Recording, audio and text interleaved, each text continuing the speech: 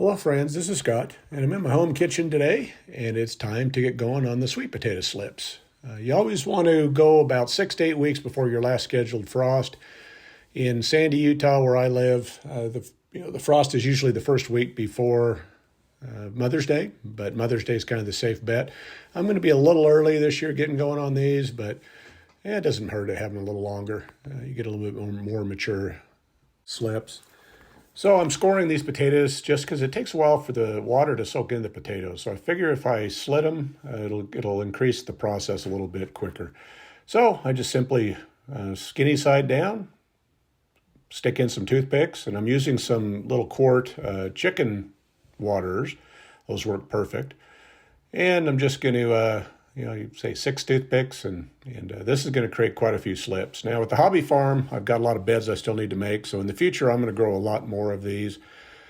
Here I am just filling up the water and just getting ready just to dunk those in. And we'll just sit them in the windowsill and just let them sit. I don't leave them in direct sunlight, but just where it's sunny and light, and they'll grow.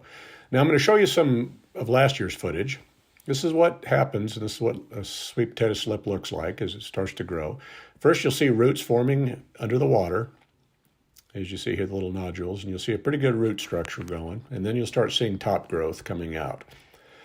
Now, with these slips, you want to, again, look for any type of diseases or anything. These slips last year looked a little bit, they had a little bit of fuzzies on them, so I don't know how great they were. I didn't have a great crop, but I didn't plant them in the most sunniest spot either. But sweet potatoes are very cold sensitive, so you want to make sure you plant them after your last frost for sure.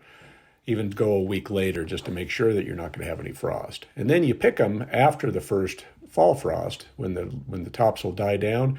Makes them a little bit sweeter. But as you can see the growth, they get fairly good sized, and you get some pretty good stalks. And as you see here, anything below the water level, you'll see it starts to root itself. And that's what a slip is you would need to root that slip. You can see on that purple stem there, it's already rooted. That was below the water level, so that one's ready to be planted if it was time to plant. Now, the ones that are above the water level, that are not touching the water, you've got to do something extra with those, okay? As you see here, this is a week later probably. You see there's a diseased leaf. I'm going to pick that off there. I don't want that on there. But what you need to do is all these that are sticking up above, you've got to pick them off the potato, and then you stick those in water. And then they'll root individually, and then those are your individual slips. Now, you get a bunch of top or bottom growth, root growth. None of that matters. It's only the roots that are on the slips that matter. If you were to plant this potato, which I did last year in the ground, just after I'd pulled all the slips off to see what it would do, it didn't do anything. So you pick those little stalks off, you put them back in water, and you let them root out.